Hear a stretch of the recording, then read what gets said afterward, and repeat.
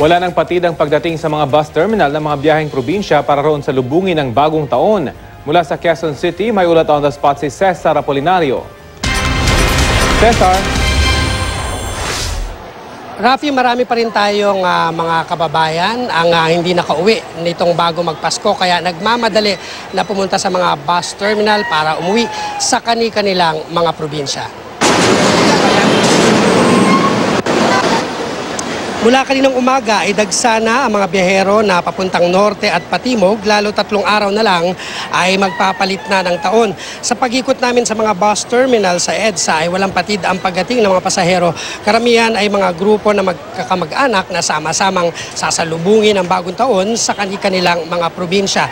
Mula 80 hanggang aabot sa 300 pesos ang pasahe sa aircon bus. Kapansin-pansin walang patid ang pagbiyahe ng mga bus at lahat ay napupuno. Ayon sa mga taga-benta ng tiket ay hindi nagtaas ng pasahe, kaya hindi mamumroblema ang mga pasahero, lalo na yung nagtitipid at tiyak na mapapagasos sa bagong taon sa kanilang probinsya. Dito naman sa Araneta Center Bus Terminal ay tuloy-tuloy pa rin ang pagdating ng mga pasahero. Posibleng mas dumami pa raw ito mamayang hapon hanggang bukas ng hapon at gayon din pamilya rin at grupo-grupo mga biyaherong dumarating dito.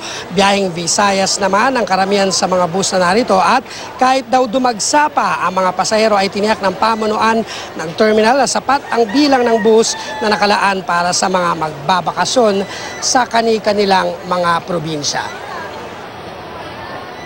Idagdag ko na rin, Rafi, na mula 1,300 hanggang 1,800 ang pamasahe sa mga aircon bus. Ayon sa pamunuan ng Araneta Center Bus Terminal ay hindi naman nagtaas ng pasahe ang mga bus dito sa Araneta Center Bus Terminal. Rafi? Maraming salamat, Cesar Apolinario.